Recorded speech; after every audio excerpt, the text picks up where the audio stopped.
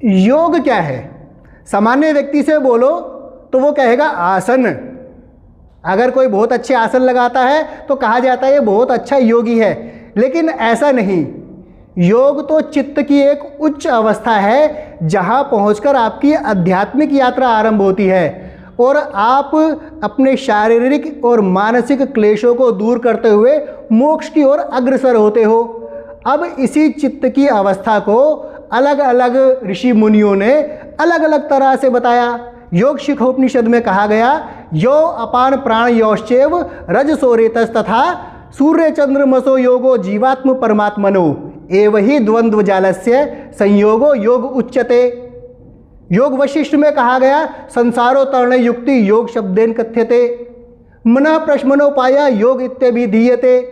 भगवान कृष्ण ने भगवत गीता में 3 परिभाषाएं दी।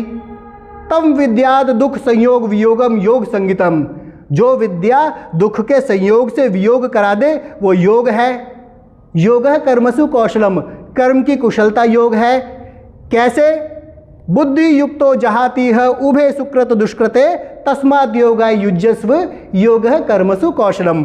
बुद्धि युक्त लोग यही की यही छोड़ देते हैं, उभय यानी कि दोनों, सुकृत और दुष्कृत, और यही कर्म की कुशलता है। जब तक मैं कहता हूँ कि मैंने ये किया, मैंने ये किया, मैंने इतना धन अर्जित किया, मैंने ये एम्पायर बनाई, मैंने इतने लोगों को पढ़ा दिया, मैंने इतने लोगों को बेवकूफ़ बना दिया, मैंने कर दिया, तब क्या होता है, हम उसे अपने आप से जोड़ते हैं।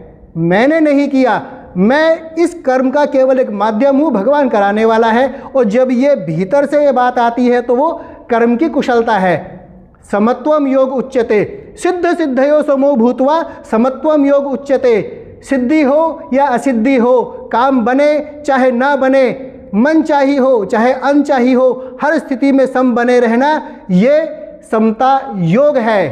अब इस योग की प्राप्ति के लिए 2 मार्ग हमारे पास, अष्टांग योग और हठ योग।